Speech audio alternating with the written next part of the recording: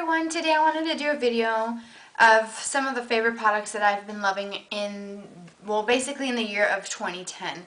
I know that some of these products I don't use like every day.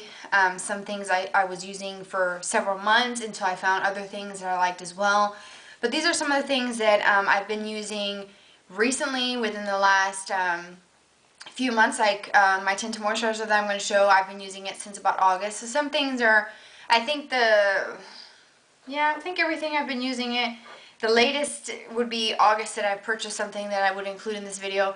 Other things, I may not use it in a tutorial, but it doesn't mean that I don't use it in my everyday life.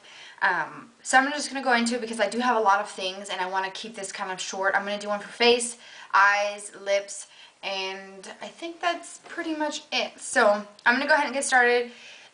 Just the base of, before you apply foundation or anything, you need a primer. So the best drugstore primer would be the L'Oreal Studio Secrets Professional Magic Perfecting Base. You get these in a jar. Now they do have these Studio Secrets, which are basically products that are a little bit better quality than the other products. And they are formulated and created by makeup artists for high performance, and they're supposed to be, you know, really good. Now this is, I've mentioned this before in favorites, is a nice little light baby pink mousse. I don't know if you can see, but I've pretty much started hitting the bottom of the jar. Now I love this stuff. I don't use primer every day now because I've been trying to, you know, clear up my skin. But before, when I was using all these layers of makeup, I was using this underneath, or the other primer that I'm going to show you with some of the other products that I'm going to mention as well. Now the best primer that I've used that's high-end, I would have to say, is the Napoleon Purtis Autopilot Pre-Foundation Skin Primer with vitamins E and chamomile extract. I have like 3 of these tubes and I really like it. And he says not to prime is a crime. It's something that, you know, Napoleon always says, and it's just written on the back. This has a lot of vitamins. I've mentioned it in favorites before. It feels like lotion. I do like the Smashbox Photo Finish one, but it feels kind of oily. And basically, for me, even though it says oil-free, I like them, but I don't, for whatever reason, I just don't really gravitate towards those. So I like this one. This is a good one, and like I said, it feels like lotion. I think this one retails, the L'Oreal retails for, like, I think $11.99 or $12.99. This one is, I think, $39. So it's quite a big of a difference. Now the next step for some people might be foundation or concealer, so I'm just going to mention the concealers. The best drugstore brand concealer would be the Maybelline Mineral Power Natural Perfecting Concealer with micro minerals. And I've used this in other tutorials before. You know, I've had it on while I filmed videos, and haven't really done a lot of videos of showing you guys my foundation routine and how I apply things. But when I first started my channel, I was using, you know, just cheap things. And then I've had this same tube for probably going on 8 months, 9 months that I've had this same tube. So it's been a while. This has a doe foot applicator, which when you get concealers in like this little, where you have an applicator, they're not as thick and they're not as full coverage as other concealers that you would get like in pots, or even the ones that twist up aren't really that that thick for and full coverage. But this one is actually a pretty good one, and it's just, you know, a couple bucks. I think the most that you would pay for this is like $7, so it's really cheap. It covers. I also use products underneath my eyes, underneath my concealer for dark eyes. Those circles and those bags, so it's not as dark, so I don't really need to use a lot of concealer. So this gives me enough coverage that I need. The best drugstore concealer for blemishes would be the Neutrogena Skin Clearing Blemish with the Micro Clear technology, and it comes with an applicator like that. You twist it, and obviously I'm pretty much out. I have a couple, maybe a few more uses out of this, and then it won't twist up anymore. This is a good one. It helps heal your blemishes and also conceal them at the same time. You just want to be careful when you have breakouts that you don't use products that are going to make that area a little bit more red or irritate the area. So just stick with ones that are made for acne. For the best high-end concealers would be the MAC Select Cover Up. This is also another tube. That my shade is NW20. Of course, these tubes, I mean, for me, it gives me a really good coverage. I wouldn't say full coverage, but it does conceal everything, and it's just perfect. And as you can see, I'm running kind of low on this, but this is what I've used. Mentioned this in several favorites video. I love that. Then the newest addition to my concealer collection would be the Benefit Erase Paste. Now, I'm in number 1, which is Fair. This is a brightening camouflage for face and eyes.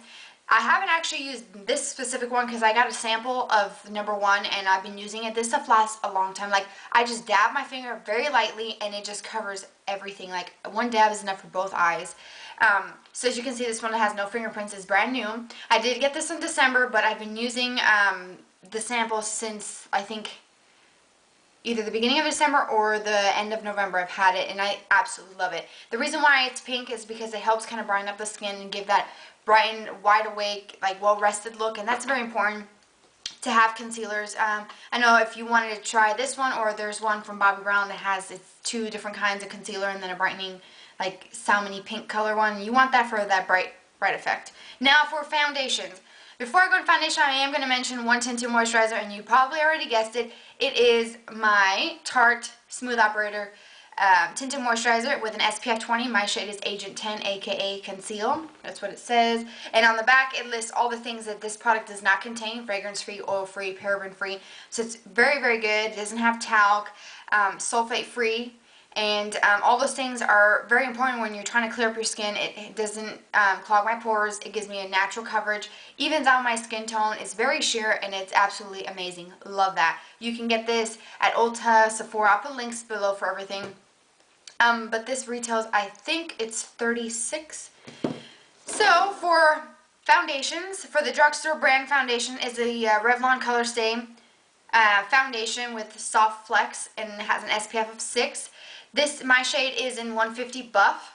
Now this is a good foundation because first of all, it's like $10. Second of all, you can choose several different shades for different types of skin tones, because there's a great selection of colors to choose from. And you can also choose for normal skin, dry skin, oily skin, or combination, which I really love that option in foundation. I don't use foundation every day, but if I take pictures or if I'm going somewhere very important, I do wear foundation. And another good one from the drugstore is the Revlon Photo Ready, and mine is in shade 003 Shell. And this one has a little bit of a sheen, but it's oil-free, fragrance-free, and it gives you a complete coverage with that airbrush finish. And this is also a very good one. I think this one's like $13. Then for my high end, I'd have to say it's the NARS Sheer Glow Foundation. I absolutely love this one. It gives you a really light, sheer, dewy finish, which for oily skin, some people want to stay away from that, but for me, I don't care about it, so I will go ahead and use it, and I absolutely love this, and this one retails for $45. The only thing I don't like is the fact that there is no pump. I don't know if I can buy a pump for it separately, or if the new ones now have pumps, I don't know, but this is a really great foundation. Now for pressed powder, for the drugstore brand, I'd have to say it's the Maybelline Dream Matte Mousse Powder. Dream Matte Powder, not the mousse. The mousse is the foundation. Sorry. This one is a very good one. As you can see, I've hit pan on it, and my shade is in Beige Medium 2-2.5.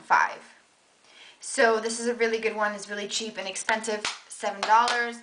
The next one for a high end, if you want a really complete full coverage, whether you're wearing it, it might be a little cakey on top of foundation, but on its own, it's a really great powder if you want that full coverage, and that would be the Cargo Blu-ray High Definition Powder. Now, the high def powders are supposed to be really full coverage, where their HD concealers and foundations are the same as well.